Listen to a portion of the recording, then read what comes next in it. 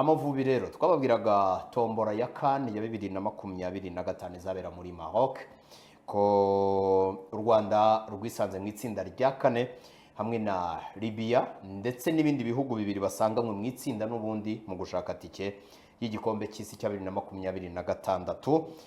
Ibyo ni Benin ndetse na Nigeria. Nyuma ya tombora ntabwo hari hahise haba hagaragazwa imikino uko ama ekipe azakina, ariko ku munsi w'ejo nibwo CAF yashyize hanze uko ama ekipe azakina. Amavubi rero akaba azatangirira kuri Libya.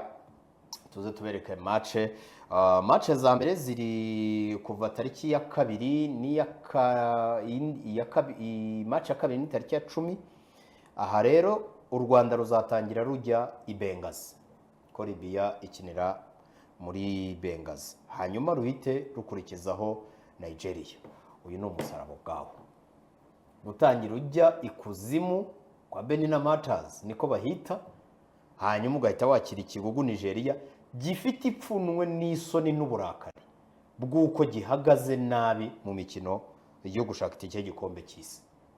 Mu by'ukuri umuntu abivuze gutyo usanga bikomeye kandi binaremereye bariya abasore bazakora kariya kazi kimwe n'umutoza, kuko hano rwose deja umutoza abanje yerekana ibihugu byose biba biri favori kurusha u Rwanda. Yerekanye impungenge zo kuba bagiye gukina na biriya bihugu inshuro ebyiri kandi bari kumwe no muri indi ni inshuro enyaho buri cyose inshuro ebyiri ubwo ni match enye. Do umutoza aho yagize Benin yo ni ibindi bajya barayituroza. Benin na Nigeria, Benin na Nigeria zasimbuye Congo Brazzaville na Mozambique Congo Brazzaville, Mozambique na Cameroon. Hari wasangaga ari aho turi gusa.